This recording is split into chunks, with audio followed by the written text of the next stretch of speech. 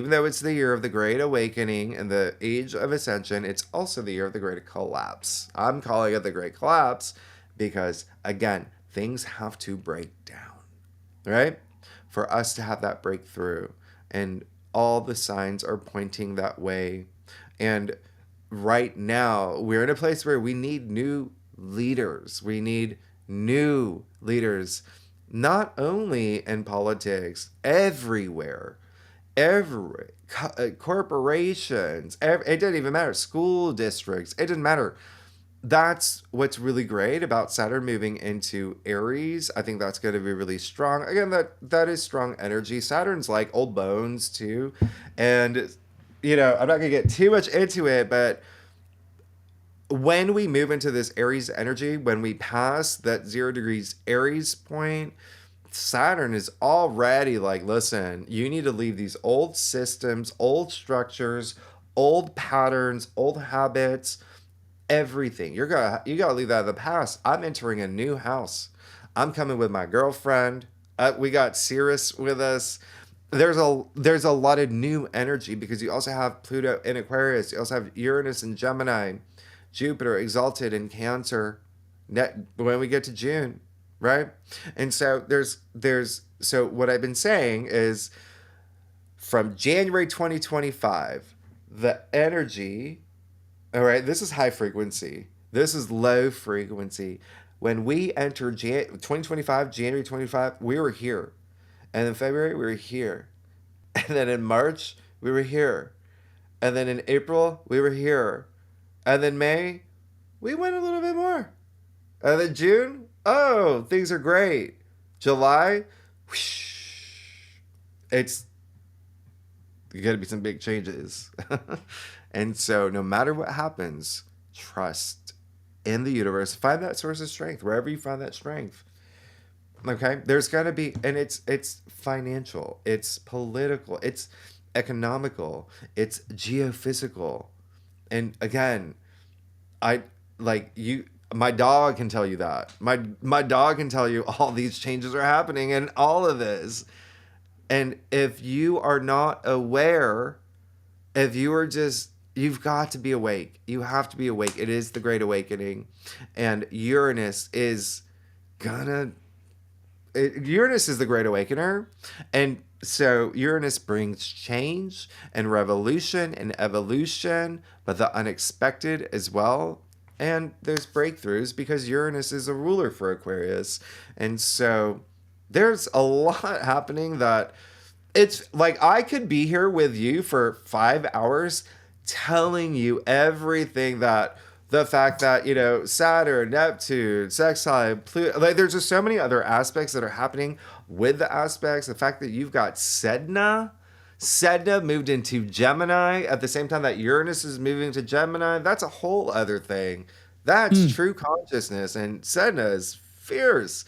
So there's a lot, and that's another thing that I think is going to change is astrology. I think that a lot of people right now don't really use asteroids and planetoids, and with my forecasts in my readings, I do a separate spread where I talk about the lunations, because the lunations, when you talk about the moon, that you have weeks where the lunations are stronger and more powerful than the planetary aspects. I can tell you about Mercury square Mars. I can tell you about whatever, but there's got to be lunations where you got the moon conjuncting Pluto or the moon conjuncting Jupiter, whatever it is, that it's bigger. But again, everybody has a different birth chart, so it's very different. But don't discount the moon. Don't discount the moon. And that's what I say, because here's the thing. Moon is emotions. We know that. That's just baseline. But it's more than that. It's the subconscious. It's your feelings. It's your mother. It's your relationships, home, family, all of that. Now, I got to remind you that the moon is just a rock. That's all it is.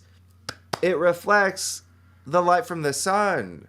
And when you think about the moon, it has this huge impact on our ocean tides. We're made of 60% water. We got 60% water in our bodies. You don't think the moon affects us?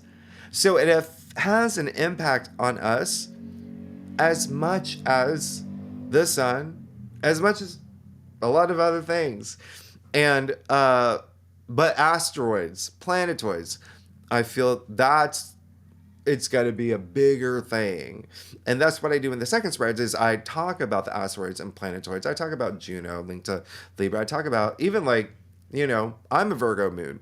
And so I will do this to, just for context in my readings, whenever there's, because we have the South Node in Virgo right now, right? And so, and it just moved in there. So it's right at that degree. I've got actually Neptune opposite my moon. That's a whole other story. But that, I show them what happens to me when we have a new moon, when we have a full moon, when we have the moon conjuncting the South Node, when it is, squaring Mercury, whatever it is. I show them. I tell them, look, this is what happened. This is what happened. So check your moon.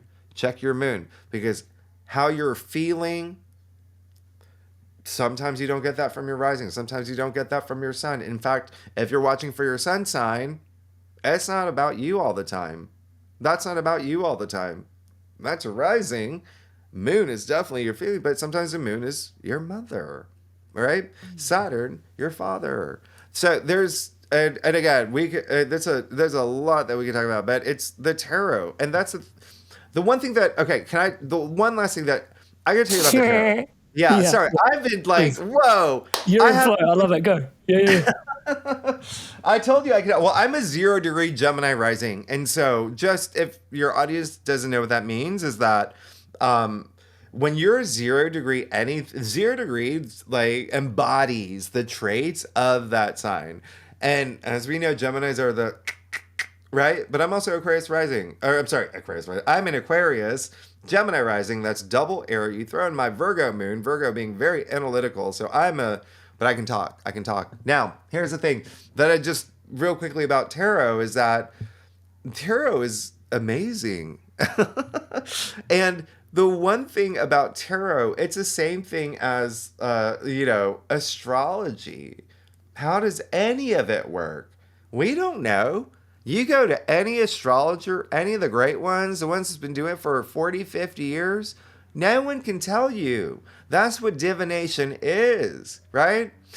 So same thing with tarot. It's been, 600 years, 700 years, 14 centuries when it was like, it really got going.